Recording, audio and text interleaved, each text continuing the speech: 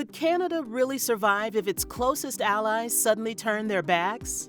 From the US pulling the plug on trade, to China slapping tariffs on canola, to India halting student visas, let's break down the 10 countries that could wreck Canada just by walking away. At number 10, we have Australia.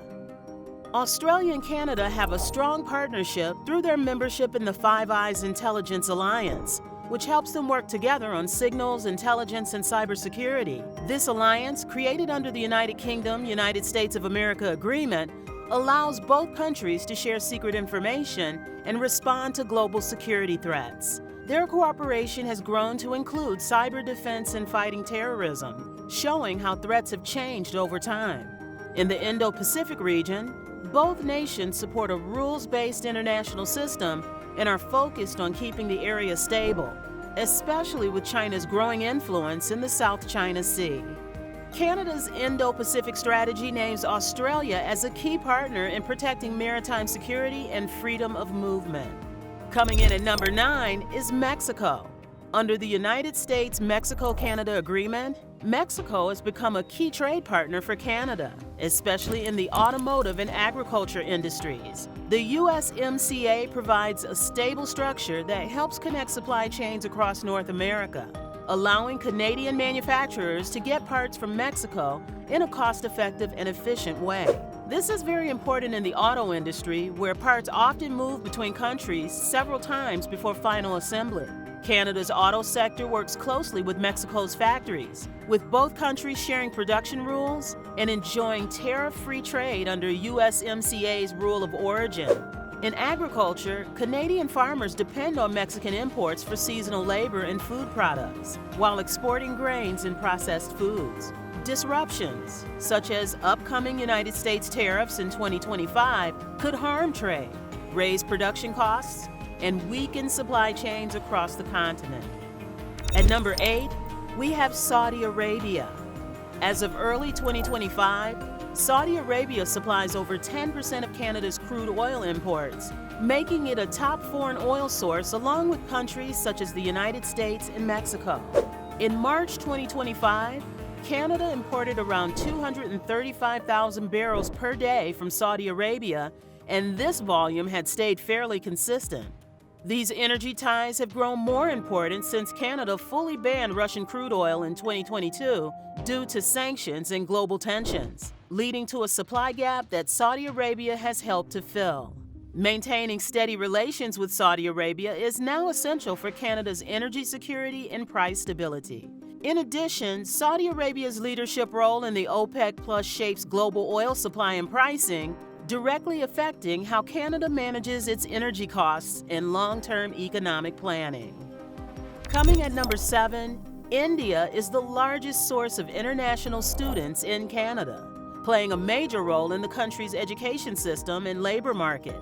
In 2025, study permit approvals dropped by 31% due to new federal limits and delays, hitting Canadian universities and local economies hard. Provinces such as Prince Edward Island and Nova Scotia saw declines of nearly 40%, raising concern since about half of international students in Atlantic Canada stay after graduation and join the skilled workforce. This sharp decline has caused financial pressure on colleges and universities that depend on international student tuition to support their operations and research. It also hurt housing markets and small businesses in student-heavy towns. Indian students and immigrants are essential to Canada's skilled labor supply, especially in science, technology, engineering, mathematics, and healthcare. And the visa cuts risk harming Canada's future economic and population growth. But number 6 is about to blow your mind. Japan is Canada's 4th largest trading partner and plays an important role in Canada's Indo-Pacific economic and innovation strategy.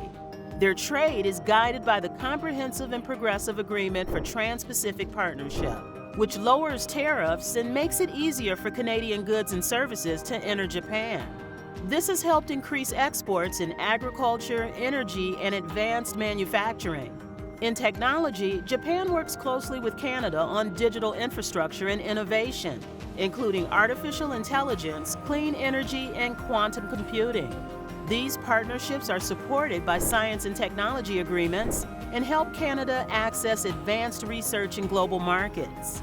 Japan is also a key part of Canada's Indo-Pacific strategy, which focuses on growing trade and building stronger regional ties.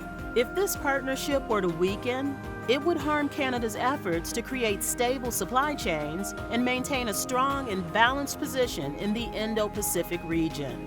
Halfway through at number 5, Germany is a key economic and defense partner for Canada, especially through the North Atlantic Treaty Organization. As the largest economy in the European Union, Germany plays a major role in transatlantic defense efforts, and Canada works closely with it on military readiness and innovation. Both nations collaborate in NATO's Defense Innovation Accelerator for the North Atlantic, which supports the joint development of advanced military technologies. Canada also looks to Germany for defense equipment, aiming to expand its supply chains beyond North America. In 2025, Canada announced plans to join the Rearm Europe Procurement Pact, a European effort to boost shared defense through joint arms production and acquisition. This step is expected to strengthen defense ties with Germany, a leading driver of the pact. Germany's leadership in NATO innovation and funding also supports Canada's goals in military technology and cooperation. Number 4 is packing some serious power. France plays an important role in Canada's defense and peacekeeping efforts, especially through their shared commitments in the North Atlantic Treaty Organization and the United Nations. As allies in the North Atlantic Treaty Organization, France and Canada work together on military planning, training, and missions, which strengthens security across the Atlantic and supports joint defense goals. France's military strength and leadership in the North Atlantic Treaty Organization are valuable to Canada, particularly in Europe and in Africa, where both have similar interests. In United Nations peacekeeping, France's help is crucial.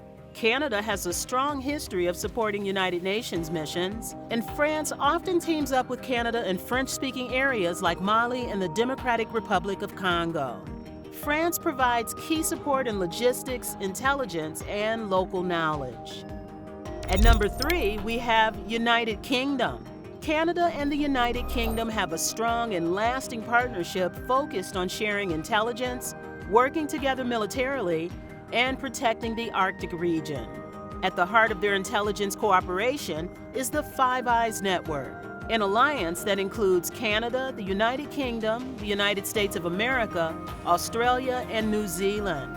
This group allows them to work closely on signals intelligence, fighting terrorism, and defending against cyber threats, which helps improve their national security.